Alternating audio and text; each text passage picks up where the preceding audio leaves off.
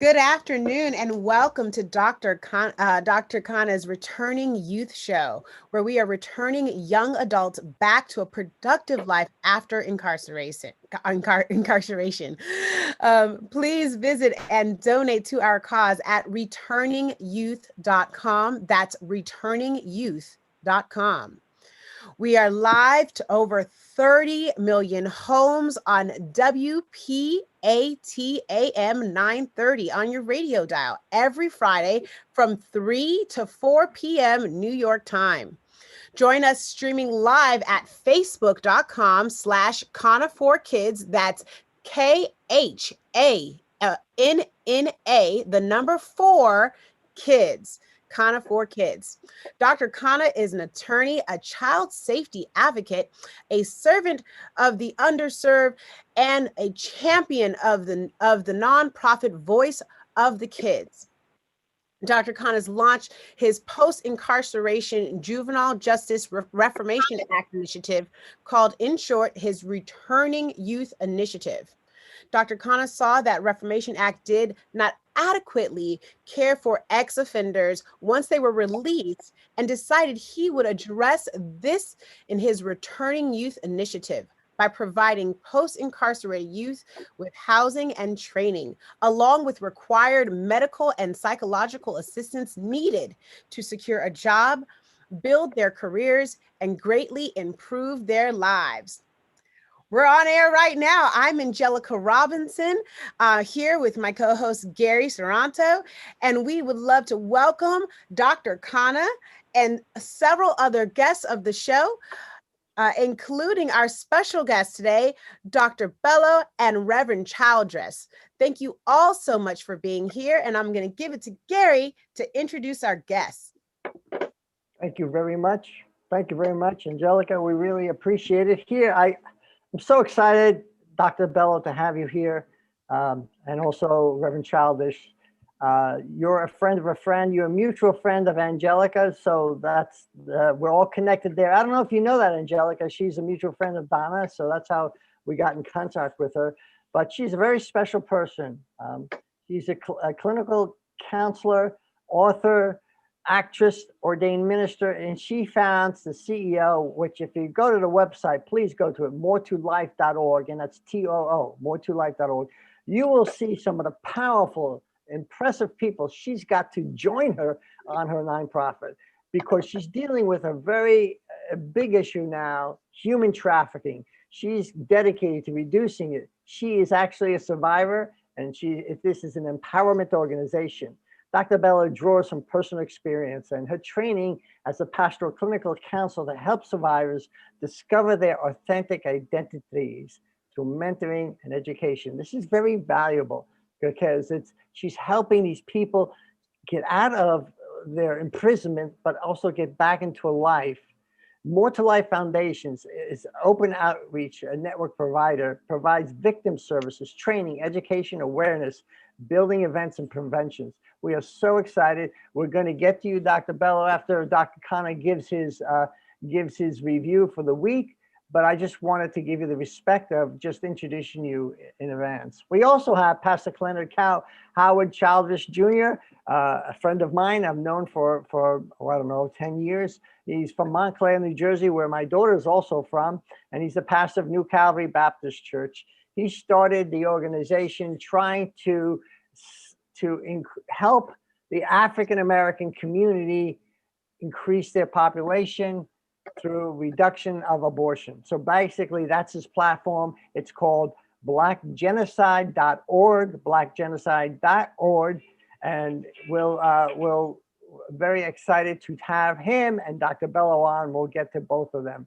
Also, I'd like to, if Dr. Khanna is available, I don't know if he's available, but I'd like to turn it back to you, Angelica. Absolutely. Thanks, Gary. I would love to hear from Dr. Khanna. If you're ready to give some updates to us, we would love to hear from you. Thank you very much. Yes, I'm here. Thank you very much. It's so wonderful to see Angelica here hosting this wonderful show. And thank you very much for the wonderful guests here. And I do apologize to the audience, those who are listening to me every Friday. Today also I'm traveling, but I definitely promised Gary that I will be joining because I have the fortunate to have this wonderful guest in the radio today. So I could not miss it, but I'm going to listen today more than talking because we have only 1 hour time, and I would like to kind of spend more hearing from them about this initiative. But just quick update, as we all know that we launched this March Madness of this initiative. That means 60 days in 50 states. We are going to 60 days in 50 states. It is a madness, but we are going to make it happen, and we are making it happen. This week, we could bring the one of the largest state of United States. If anybody, Angelica or Gary, you guys know what is the, if you know the geography of USA, do you know which is the largest, biggest state of United States is? Alaska. Alaska. Oh my God, you will definitely fail in geography. Angelica, do you know which state is the largest state in US? It's Alaska. We all know it's Alaska. Alaska. Largest state in the California. continental states is Texas. Texas. In the continental United States. That's the right way to say it. Okay. Well, thank you for correcting me on that. So, yes, we did secure the state manager actually, and he will be temporarily working as the county manager of Harris County, where Houston resides. So we secured that, and also on Friday we secured, no, not Friday, on Thursday, that was yesterday, we secured Connecticut. So these are the two states we added this week, and we have 4 more to go. So I'm very excited. Also, we are doing a lot of other things. We are launching our returning dream. So, returning dream. We are launching on Monday, and I have Sharon Miller on the radio who is going to talk about returning dream. And I'm not going to blabber on that right now, but I'm really excited that both Gary and Angelica has a very good hold on this radio show, and very excited, and want to thank both of you and love both of your enthusiasm, because this particular show is an awareness show so that everybody, those who are listening to this show, could pass on this information to every post-incarcerated individuals, those who are coming out of jail, and giving them hope, because giving them the positive hope is very important. We are losing people. We are losing the young adults every single day. Either they are committing suicide or they're going back to the same system which they came out of, because nobody is recognizing them. Nobody is appreciating them. Nobody is giving them the love and respect and self-confidence they need. So they are becoming hopeless. Besides homeless, they're becoming hopeless. So I would like all of you, those who are listening and those who are in the studio today, please make sure that we take this particular initiative to every single town where everybody, our plan is 3,142 counties in United States we're going to go. But at least in next 60 days, let us take it to every 50 states. And that's all I have. And again, I would like to thank all of you, those who are in the studio and on the radio today. And I do apologize that I could not be stationed. So I'm traveling, but I'll be on the radio to listen to everybody. Thank you very Thank you. much, Angelica. Take over, please. Thank you, Dr. Khanna. Angelica, we got to get that right, Dr. Khanna. Thank you, Dr. Khanna. Thank you so much. Listen, I wanted to give a quick background to Robert Tanko. He is going to be our county manager, and we've turned on I think it's the 9th state. So we've got 9 from 50. We got 41 states in 60 days, whatever it's left. So please help us. We need volunteers for at least one state for a county manager. But Dr. Khanna is Robert Tanko is a seasoned businessman in Texas. In 2020, he became president of the board for Silver State Health Services Group, a nonprofit federally qualified health facility offering services for those who can't afford insurance and are in need of insurance, which everybody knows that insurance is a big deal today. Everybody really needs insurance. So thank you, Robert, for signing up with Dr. Khanna. We really appreciate it. We appreciate that background. Angelica. I also want to just give a shout out to some of our other team members that are here on the call and on the show. We've got Sharon Miller here. We've got Sharon Drake. We've got Rafael Alvarez, also part of our team. So we just want to say hello and thank you all for being here. And yeah, let's bring in Dr. Bello. If you could come in and say hello to us, we'd love to hear your voice. Hi, good afternoon, good evening. I'm just, thank you for inviting me, Gary, and my sister friend, Donna Kinsler, who I know from Hollywood when I was acting, and she's a producer. We've been close for many years, both activists in many ways, especially in terms of social justice, youth crime prevention. Been on a bunch of calls with Senator Cory Booker and his team last year and the year before.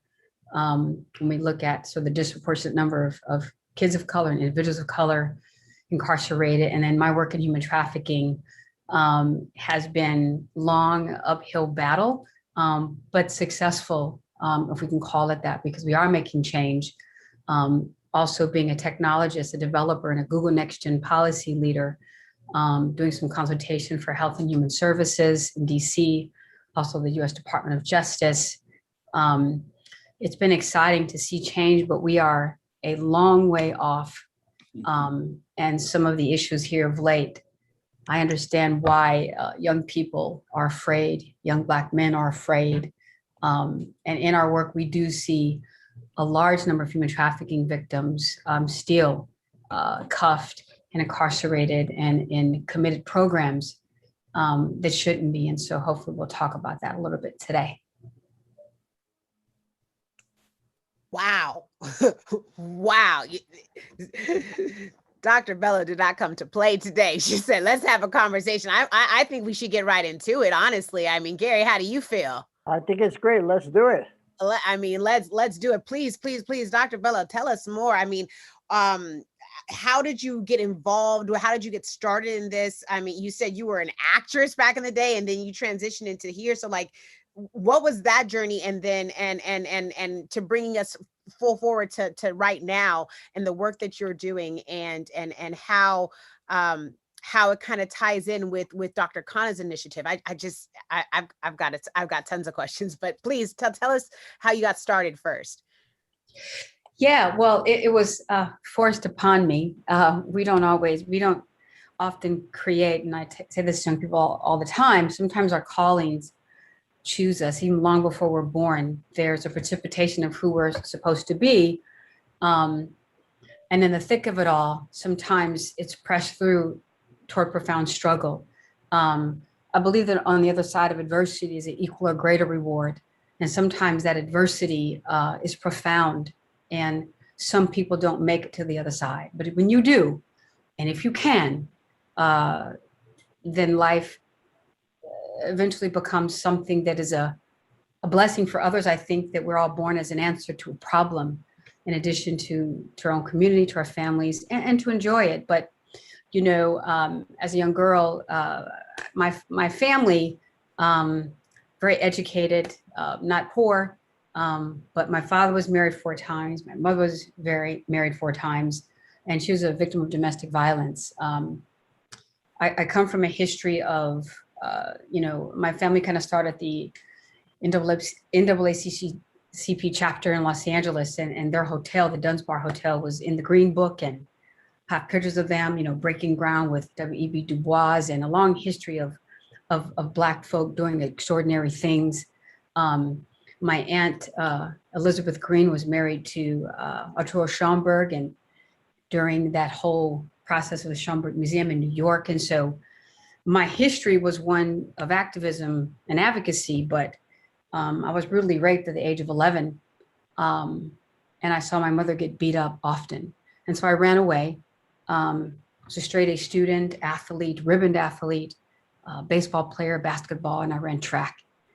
And so I was kidnapped off the street, and I was sold into prostitution at an early age. And so making a long story short, when I was eventually rescued, I was not the same vivacious girl.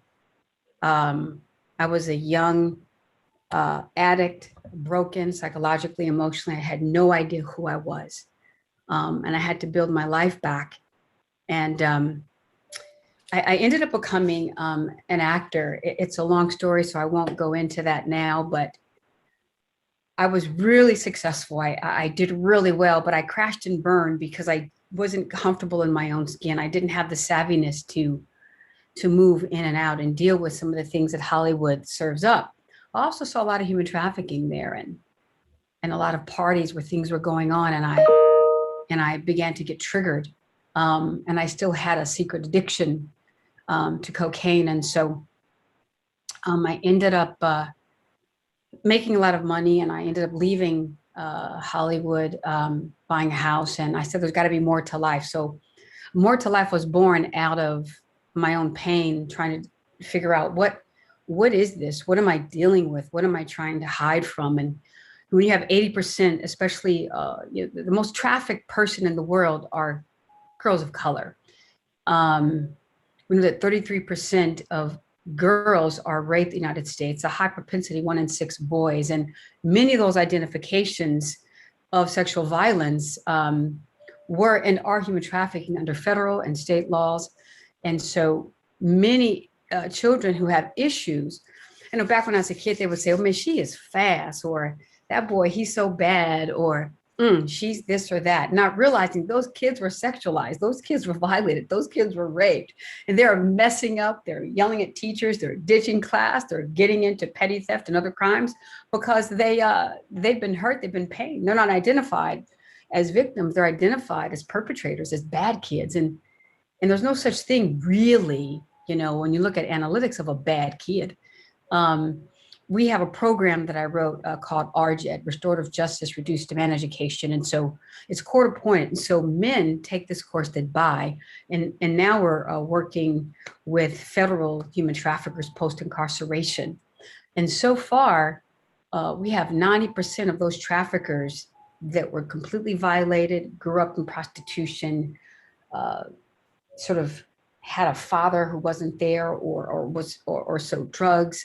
And the cycle kind of repeats itself, in addition to about 28% of buyers having been violated or abused as young men. And so we see this sort of process and cyclical and generational abuse. I know that when I was locked up in juvenile detention as a human trafficking victim, the traffickers are really good about sharing with you what to say, how to say it, what to do. And so no one would really be able to identify that you're a victim, because you just don't look like one and you don't act like one. You look like an angry little girl or an angry little boy. And so building back my life was tough. I want to finally say that, we operate throughout the state of Florida. We have grants with Voices for Florida. We have a new funding from the U.S. Department of Justice, which we're so grateful for. We have a new ranch home opening in Broward County that will house 20 victims. I have about 20 staff persons and a ton of volunteers that do this work tirelessly. We were working on a rescue this past week, and an Amber Alert of an 11-year-old human trafficking victim. We were working with her. We have about 78 victims that we're currently working with. And we just uncovered her 16-year-old victim last night. And these girls are violently and repeatedly raped. And a high propensity of boys are as well. And so More to Life, we've created the first digital case management system and mobile app called comingHome.app. People should check that out. So survivor anywhere in the world can download that. And then Give that again. What is that? Give that again. What is the app? comingHome.app. Coming Home.app. Yeah, comingHome.app. And then we have coming out over the next year something called VR Eval. As a Google Next Gen policy leader, I've been serving as a Google Fellow for 3 years. And through that process, we're doing a lot of things related. And that's why I love Sharon's sort of like Grow with Google, because what we're learning in terms of virtual reality and artificial intelligence and how to, we have a lot of victims that are interviewed by law enforcement, by federal agents, by therapists. And therapists are amazing. I love them. You know, I operate in counseling. But before anyone uncovered human trafficking, they were always seeing and discussing and having conversations with victims, but they were never identified. And so why didn't people realize or understand that victims were right in front of them? Why did we ever say, you know, child prostitution? Why do some people still say child prostitution? Why is someone with Gates, you know, in terms of the media right now saying, well, he had sex with an underage woman? First of all, there's no such thing as an underage woman. Think about it. And you can't have sex with a minor. And so we have to sort of change the trajectory of our nation and our world by going back and really providing preventative services for youth, getting them prepared with the iterations of technology, moving forward, having them focus on a life well lived, moving out of violence and discovering purpose and promise. And that's what we do at More to Life. And our new project is called VR Eval. It is a virtual reality. The guys who created, one of the co-creators of Call of Duty is my partner, as well as Carlos Wallace and David Waldenbaugh. And in about a year or so, any victim anywhere in the world of any trauma will be able to enter into a virtual room, an environment, and connect with a therapist or law enforcement anywhere in the world. And these environments via avatar look very real. Your avatar looks real, and then be educated. This will lower the process of a law enforcement knowing. You won't know that that victim is Black or Latinx or Latina or Latino or Spanish or Asian or white. You just know trauma. This is a trauma victim on the other side in that virtual room. And likewise, that victim won't know what that law enforcement is, because they'll be operating, walking, talking via avatar. So we're doing innovative things to combat the issue, working on legislation perpetually. And I'm really, glad that you invited me for the conversation today. Thank you, Brooke. I have a question for you. We've seen videos of a lot of unaccompanied children coming across the border. Are they possible targets for being victims? Yeah, I was in El Paso and in Juarez last year, mid-March, right before COVID really broke out, dealing with some things with Cecilia Levine and a bunch of border agents on both sides. And we were talking about the 900 gangs just in Juarez, Mexico, on the other side of the border in El Paso. And there are 900 gangs in one of the smallest cities in Mexico. And I used to live in Mexico City. I worked there doing a television series, but of course, children are targets at a really high rate and high level. And once they are targets, they're missing and they're gone, and many we don't find.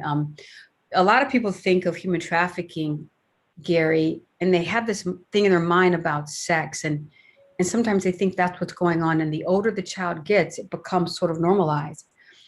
And that is dark and an ugly thing, but many of the victims we work with have been brutally violated. And I won't say the ways and how, but it's really dark, sadistic things that happen to children. And some don't make it, most don't make it.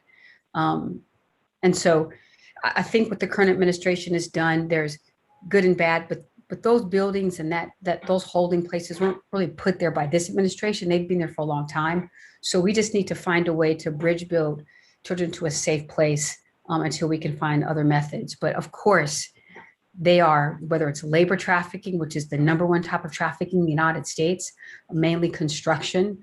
Sex trafficking is in and of itself by law a type of labor trafficking. And then there's domestic servitude. And when you're a human trafficking victim, when it's so-called sex, it's not really sex, right? It's rape, but that is perpetuated by a mix of labor trafficking, domestic servitude as well. So it's a hodgepodge of evil that takes place. Dr. Bello, correct me if I'm wrong, but I'm pretty sure that the statistical numbers between, Black male incarceration and Black girls that are victims of human sex trafficking, I think it's like every 1 in 4 Black girls can be a victim of human sex trafficking, just as 1 in every 4 Black men will be incarcerated at some point in their life. Is it 1 in every 4, or is the number even smaller than that now? Angelica, what I love and hate about data, the analytics of data is propagated upon certain investigations, certain things happening, but because this issue is there's so many unidentified victims, that's a good number. It's probably more than that, right? 65% of Black females in the United States alone is raped. 65%.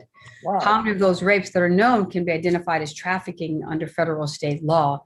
And so I think that if there's a perpetual rape, it might be prosecuted as sexual battery, which in some states has a higher incarceration or charge, even sometimes more than human trafficking. And it can be sometimes prosecuted easier. But you're talking, say you have a 14-year-old girl, right?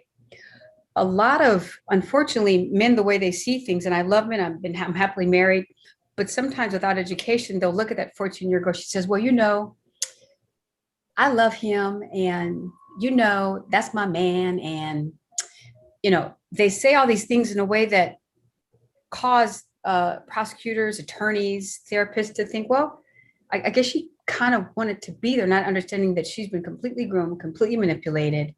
And she doesn't know her heart from a hole in the ground in terms of how someone has manipulated and damaged it. So she does not look like a victim. So there are so many victims that are uncovered that people just say, she likes older guys. She's 14 and she just likes older guys. Yeah, no. Ouch.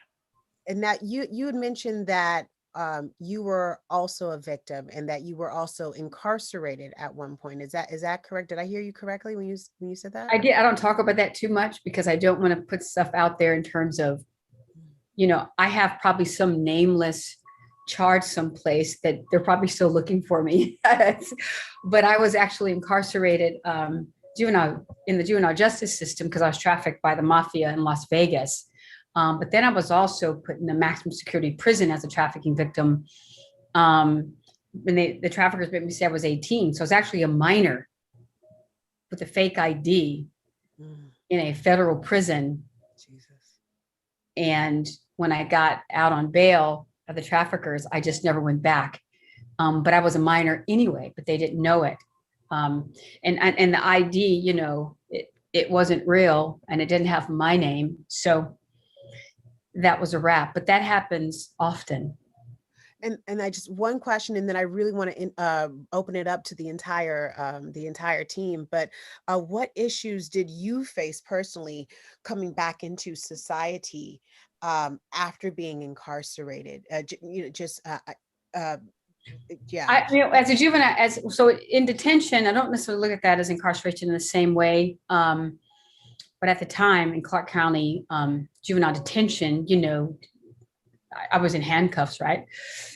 And I was in a pod, right, with other girls. When you have a record, for example, not just me, but youth we deal with today, when you have a record, you assume automatically that you did something wrong. The blamelessness in the Greek means purity. So if you feel that you're to blame, and most victims do, and then they throw incarceration or committed programs, they call now, she's in a committed program, he's in a committed program.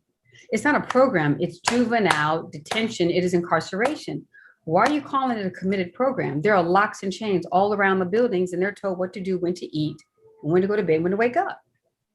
So stop soft peddling it, because the data analytics would move them into, county jails and maximum security prisons if it's not, forwarded off and diversions aren't done sooner. And so I think psychologically, youth are very vulnerable, which was why you have a high propensity of young men committing suicide. But I think you just think it's your fault. That's what it creates. And then you have a stigma. You have a stigma in school. So now you're not in a normal school, you're in a secondary school. There you're in a triad program or some program that says you're a bad kid. Kids have a really tough time. And because of technology, it's even worse. So it's going to create just this hodgepodge of behavioral and emotional and psychological issues because of how the sympathetic nervous system is developed, how the brain and heart and mind of a child is developed. And so it's really, really bad. And finally, for me, it just made it easier for the trafficker to say, see, you really don't want to run. You want to stick with us because we're really here to protect you, because no one is ever going to believe that you're anything but that. I got to bring in my ladies, Sharon and Sharon, both Sharon. You had mentioned technology and how it actually starts to add on to these problems that these youth are facing. So please, either Sharon or Raphael, please jump in here and tell us, give us your thoughts, please. Well, I think Reverend Childs, you said, did you have something you wanted to say, Reverend?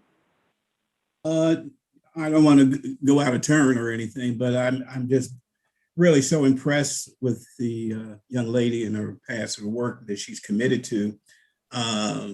It's not surprising, though, in this day and age, with the victimization of African-American women on a whole, that this would be something that basically parallels what I do. And right in Perth Amboy, New Jersey, a human trafficker went in, Project Veritas taped it, and basically he was saying he was a human trafficker and had 12 girls. And Planned Parenthood worked with him. Parental notification is something I'm trying to get past here in New Jersey. And I wanted to ask, instead of going into my little stick right now, get drifted away, I was really, really taken back by it, very depressing. And I thank God for this young lady and her work. But when she says she's trying to work on legislation, I'm sure she knows many of the legislators very well are either profiting or involved in this. And is she really stymied in legislation? I'm shocked to know how many of our legislators, without naming names, profit from something where many of these human traffickers have come out of the drug world because it was more lucrative for them to traffic human beings than cocaine. Oh, and by the way, at the border, the cartels are making $15 million a day. Okay, 15 between drugs, human trafficking, and everything else that's going on at the border. And if I know that, I'm sure this administration knows that. And so this is so systemic and very much a part of the fabric of this country at this present time. I'm gonna be praying for you after this program, our prayer team, and I appreciate what you do. But getting back, are you stymied very much so on legislation? Who would be standing against the legislation that you would propose? It's very interesting. Never thought of it until I heard you say you're trying to get legislation passed. Well, if you look at Congresswoman Karen Bass or Gwen Moore, even Chris Smith, the Reauthorization Protection Act of 2000 that kind of precipitated the initial funding to combat human trafficking. Now we're getting into the reauthorization, which was connected to the Frederick Douglass Prevention Act, and providing a ton of funding for, those are all legislative bills that I supported and some spoke on, and then in Florida as well. Right now, legislatively, we're working on not full decriminalization, but partial decriminalization, when there's a lot of states trying to do full decrim so that no pimp or no pimp would go to jail. They're trying to legalize sex work. So instead of it being just some small county in Las Vegas, which is still a federal crime, but not in that county because it was grandfathered in when the mafia is really, when they built Las Vegas. The type of legislation that I'm doing right now deals with partial decrim, looking at what full decriminalization would do, to move away from the idea of thinking that sex work would ever be something great. When we look at how it's kind of ruined Germany, on how many more minors are trafficked because of it. And then legislation that is predicated upon more funding, not just for trafficking, but the collateral damages and root causes. And the root causes is all the stuff that you all are working on. You're talking about young people not being disproportionately incarcerated for tiny little things and getting the education that they need to move forward. Well, thank you, Brooke. What we're doing, Dr. Connor is doing, and Angelica and Sharon and Raphael and Clem is taking young post-incarcerated young adults once they get released and getting them in a house, because the rearrest rate for decades has been about 55% after 12 months. But guess what? With the advent of coronavirus, it jumped up to like 72%. So you have a 72% chance of getting rearrested. We're going to try to help them. Brooke, we really appreciate what you have. Please go to More to Life. That's TOO20.org, moretolife.org. And Brooke, what I'd like to do is get back in touch with you and Angelica, and we'd like to have a conference call with you and Dr. Khanna to explore. We're looking for volunteers in Florida, so if you could help us along those lines, we would greatly appreciate that. And I just want to move on to our second part of our conversation. So thank you, Dr. Bello. Before I do that, I know that Sharon, and I love to say that it's the two Sharons. We should write a song about that. And Raphael has some updates before we get to Reverend Childish. Who wants to go first? Sharon Miller, could you give us a little update about what you're working on and for Dr. Connor? Okay, she's not listening. Sharon Drake. No, I'm there. I just had to unmute myself. I'm sorry. So Go ahead. as we said, we're getting ready to launch kind of the relaunch of everything. So this coming week, we will be launching Connor for Youth, and as well as a new website for returning youth. We'll be transferring all of our social media sites over to Connor for Youth and Returning Youth, because we realized that through this whole process that initially everything was based around kids.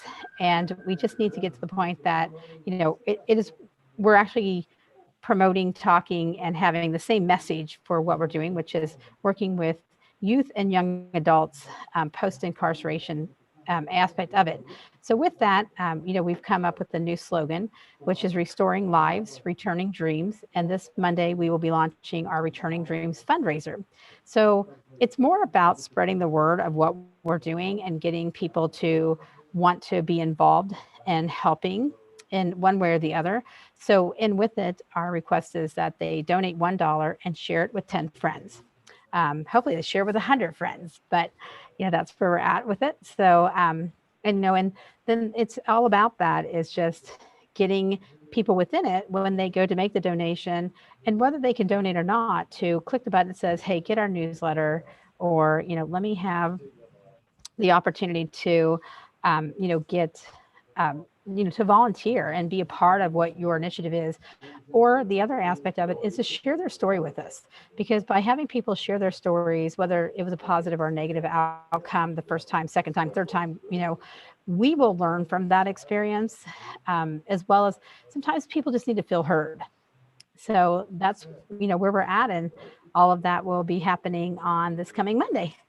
Thank you, Sharon. Sharon is the Google girl, a Google expert. She's managing, we've got a $10,000 donation every month from Google on Google Ads. We're very excited about that, and she's managing that for us. Raphael, are you available there? Raphael's working on really two amazing, gigantic aspects of Dr. Khanna's initiative. There's two of them. Number one is working with the Latinx community, and he and I are going to working together on the marketing to reach out to them. But also he has a very specific expertise in franchising. Raphael, why don't you give us some background? Thank you, Gary. Thank you. Well, I have a huge task, which is to be able to get um, in place and get everything ready as soon as possible, so we can at least have job opportunities for these young people that are gonna be getting released from jail. So my responsibility in part is just to make sure that we have a way to be able to help them to find jobs, to be able to provide them jobs opportunity, to be able to train them well, and also establishing a franchising system that will allow them to be able to become business owner. They will be able to own their own franchise location, so they can be able to find and build their own dream, or perhaps being able to find the American dream, if you want to call it. So it's a huge task, but I'm ready for the challenge. I mean, I'm very excited. And once again, I want to thank Dr. Khanna for allowing me to be part of this group and be part of this great initiative. Thank Thank you you. so much, Raphael, and thank you, Sharon Miller. And just want to say thank you one more time to Dr. Bello, so that we can bid her adieu and welcome Reverend Childress. How are you, Reverend? I tell you, I'm so weighty right now from listening to Doctor. I'll come out of it in a minute, but I really appreciate her work, and God bless her. And I'm doing okay. I mean, so tell us what have you been up to? Where are you with your ministry, with what's going on in your life? Please give us the download. First, I want to introduce. Normally, I don't, but I will. I ran it was called the Eutychus Mission, because of my time down at the Juvenile Detention Center he's going on to be with the Lord now, Joe Clark. He appointed me, which I was very proud of. If you know Joe Clark, for you to get appointed, you got to be good. All right. And I was a juvenile detention center chaplain. I then saw the need to have a home for the young men. At that time, the recidivism rate was 67%, okay, in Essex County, let's just say that. And so I had a home for that. And also I went on to have a crisis pregnancy center home. But for what I do right now, I found the need to let others do that have the expertise in it. My heart was in it, but I believe what the Lord had really wanted me to do was social activism. I was listening closely to the doctor, because the seeds of social activism were sown in her at birth, I believe, and basically take it to the streets of the deliberate decimation of the African American community, about the lie of selling abortion to our community. And so, having researched Margaret Sanger, who Planned Parenthood just admitted that Margaret Sanger was a racist and did great harm to colored people. First, I want to say to everyone, when 52% of all African American pregnancies end in abortion, you have a lot of hurting women. And I believe every one of them would not have chosen to do it if they would have had to support the love and the faithfulness that would have been needed to get them through the crisis. But it is more or less imposed upon them by design, because what it does do, it weakens the uterine lining. There's 21 conclusive studies that say abortion leads to breast cancer.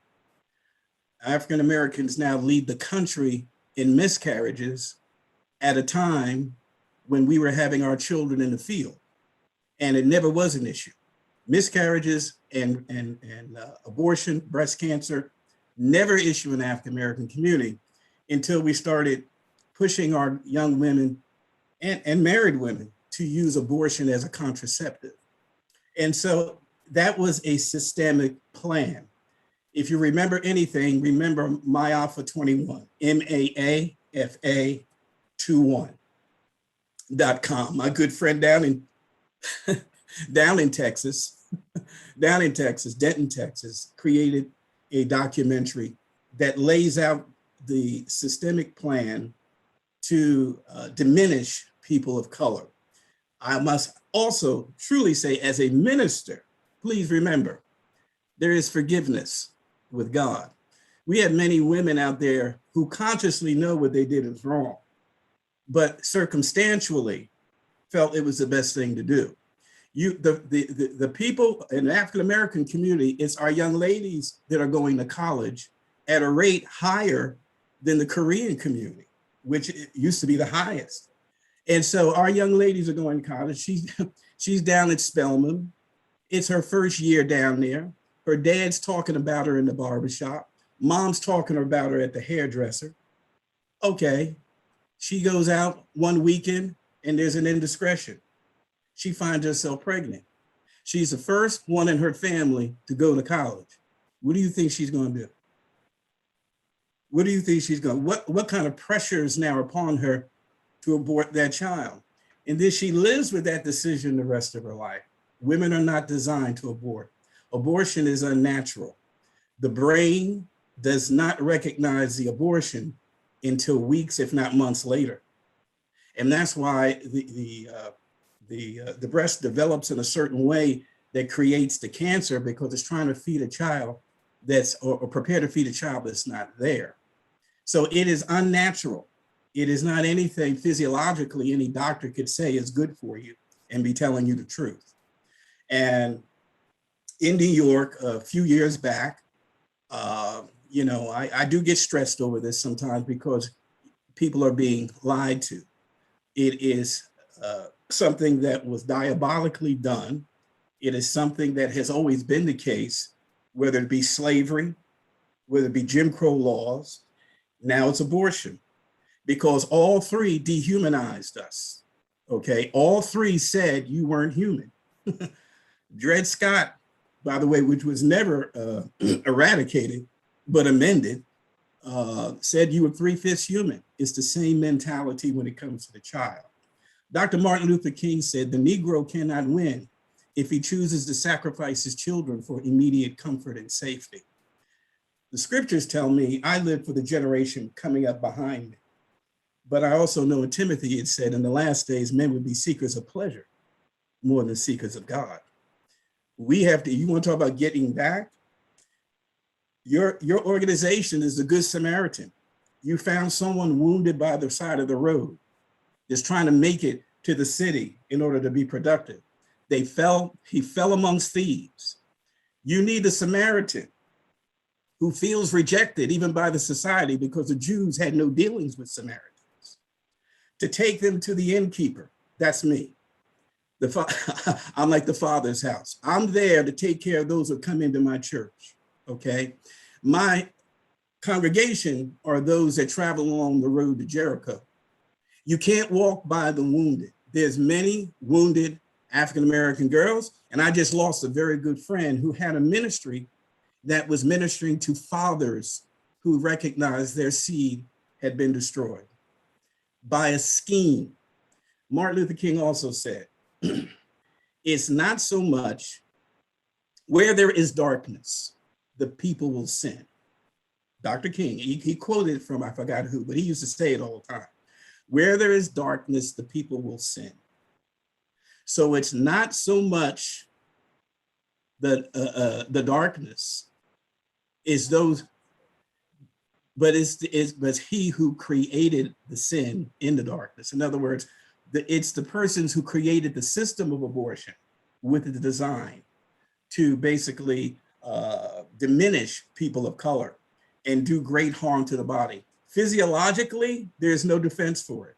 It does not benefit the body. Psychologically, 62% of all women who have them talk about some psychological malady. Some of them are horrific. So I think as a shepherd, I'm not one to lead the sheep to the slaughter. It should be warned about all of the dynamics. Planned Parenthood, I knew was racist from day one. I don't want to call anybody out. Maybe I'm not supposed to do that, but they themselves have said it now. So it's something that's been documented.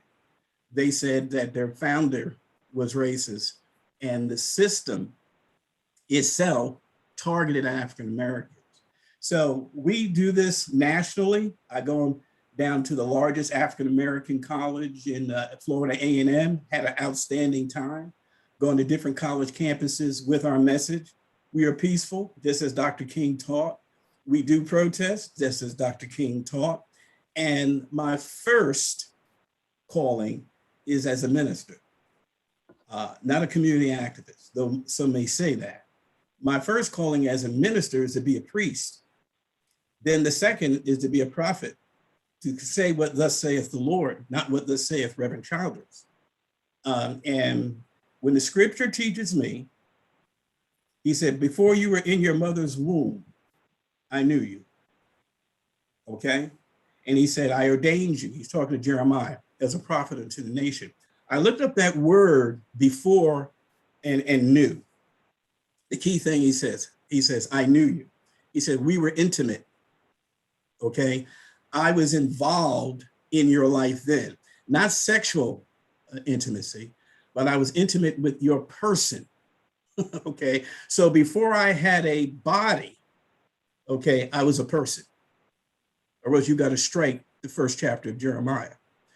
So therefore, it's not so much so what trimester, are you fully developed? At 3 o'clock in the morning, I'm not fully here either or developed. That's what I'm saying. But the fact of the matter is this, I'm still a person. And I should be afforded the rights, the civil rights of a human being. The key thing is always personhood. And so when you dehumanize and really vilify the sanctity, I say this and then, I'm sorry, I'm talking a little bit too long. I know, we're trying to move on. Go ahead. So Reverend, I have a question for you. You mentioned that you also used to work within and preach within the jail system, incarceration system. Were you ever in women's prisons, one? And if so, what was the abortion rate like within the incarceration systems? In the incarceration system, I don't think I can, as our speaker prior to me, the data is not clear on that at all. But I can say this, African Americans make up 12.4% of the population and 37% of the abortions. That's by design. As a matter of fact, Roe versus Wade was not passed for white America. Roe versus Wade was passed for people of color. That is just how it is. And we have to understand until when they did the sociological study, I know his last name is TC, I can't remember his first name. United Nations Population Control asked him to do the study. You know what they wanted to do? They wanted to find out how to get African Americans to accept abortion, because African Americans would not accept abortion because it was illegal. When he came back with the study, he said this, until you make it legal, African Americans will not embrace abortion because of the strong church at that time, fiber and the church background that we had. Okay, so, that was 1972. 1973, Roe versus Wade. Now you figure that out. You figure it out. Reverend Charles, in terms of our initiative, which we're trying to help post-incarcerated young adults, have you dealt with young people coming out of imprisonment and the difficulties they have? Because that's exactly what Dr. Khanna is trying to do. We're trying to help them. We're very interested in getting people throughout the country, any connections you have, to get some volunteers in every state. Do you have any experience with that? Well, yes, as I stated, I had a home, the Eutychus Mission, for recently released detainees. I want to say to Dr. Khanna, I mean, people will not appreciate you as much as they should for what you're doing. And I applaud him. I knew of no such organization when I was doing it, when I had my own home for young men or ladies that had recently been incarcerated. And so the work is unquestionably the recidivism rate. Now, let me say this in closing, because I know we're running up on a close here. The policies have to change in our public school system, and how we fund our schools, that has to change. The money should follow the child. You wouldn't have any problem educating recently released juvenile detainees if the state that they're in, that allots in New Jersey, don't let them tell you 22,000, it's 33,000 they allot for every child. That is money for that child's education. All right. Now, very little of that money gets to the classroom. And that's why you have failing schools. Mother working hard, a single family home with a woman is working very hard to keep the roof over her head. She tells her children to go to a school that she knows by the data even that school is failing, which you basically, the child missed the genocide of the womb. Now the child is affected by the genocide of the mind. Okay, The thank child you. is not getting an education in order to deal with this very sophisticated, highly technological society. We can stop that. Let's do what they do in Washington, D.C. Let the money follow the child, Follow the child. and you'll see. Thank you. You will see revival. Thank you, Reverend. So listen, we are very excited. We're going to see you next week. We just are coming to the end of the program. Raphael's doing a very exciting thing. Sharon Drake didn't get a chance to talk, but she is helping us in terms she's in the DC area. She has a lot of contacts. Everybody listening on the radio, everybody on the video, if you have, contacts in politics or business contacts in any city, in any state, please contact us. The phone number is there, 302-746-2311. And you can also contact me at gary@returningyouth.com. And we'd like to get you set up. I think we're in 9 states now. We just announced Connecticut. I think Connecticut's number 10. Number 9 is Texas. So we have New York, New Jersey, and others. I won't list them all. Please join us at returningyouth.com. Go there and give a donation. returningyouth.com. We're returning young post-incarcerated youth back to a productive life after they've been incarcerated. Angelica and I love to have you on. If you're interested in being on the show, please contact us. We'd love to interview you. These hours go really quick. Everything goes really quick, but we are on the air every Friday at 3:00. We are on facebook.com/Khanna, the number 4 kids. Khanna, the number 4 kids. And if you want to go to Twitter, it's Twitter, Khanna, FOR kids. So we're actually on 3 Facebook, 2 Twitters, and 2 YouTube channels, which Sharon Miller told us we're just in the process of rebranding. So join us next Friday, 3:00 at facebook.com, Khanna for kids. Contact us, whatever state you're in. I want to get back to the doctors to see if she could help us in Florida. So I want to thank you all, and I really appreciate you joining here. And at this point, is there any other questions any guests have? Anybody have any other questions where I can move on? Well, I want to thank the Reverend for coming in and joining us today and telling us about his initiatives and what he's been doing. And thank you all, Raphael, Sharon, and thank you all for joining us today. Bless you. Bless you. Thank you for being. Thank you. Definitely. I just want to say that Reverend and the doctor, great presentation, great data. I just want to know if possible in the future, you guys can also bring some data specifically catering the Latinx community. I know that the jails are overloaded with a lot of Latinx, people that it will be interesting to see, to learn from you guys in the future. I mean, how we can also, present the opportunity to them when they get out of jail too. All right, that's all.